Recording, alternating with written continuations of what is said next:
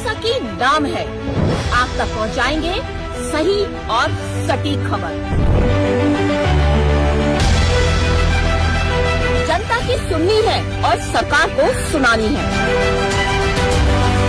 ये है आई of truth.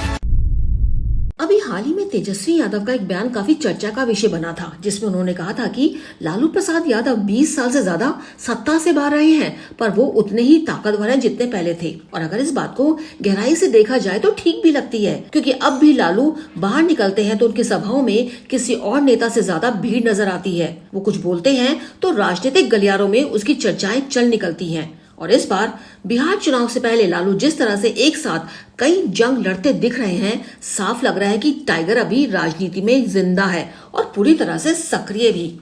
एक तरफ लालू न केवल अपने ही घर में चल रहे मनमुटाव को संभाल रहे हैं, जी हाँ, यहाँ हम तेजस्वी वर्सेस तेज प्रताप की बात कर रहे हैं। दूसरी तरफ लालू कांग्रेस और अन्य दलों के साथ भी अपने रिश्तों को सुधारने पर लगातार काम कर रहे हैं और इस समय के ज्वलंत मुद्दे वक्फ बोर्ड संशोधन बिल के विरोध में भी खुलकर बोल रहे हैं।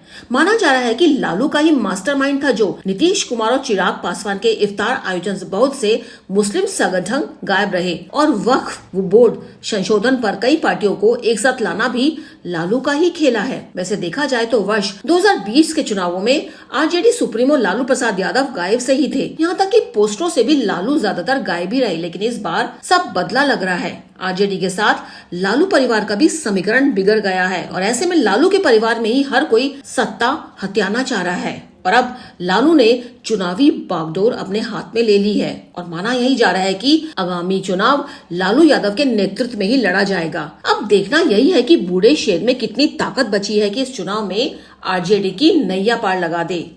अनुजैन रोहत की आई ऑफ ट्रुथ। हमारे चैनल आई ऑफ ट्रुथ को सब्सक्राइब कीजिए YouTube पर, इसे फॉलो कीजिए Facebook पर, Instagram पर, Twitter पर और कू पर।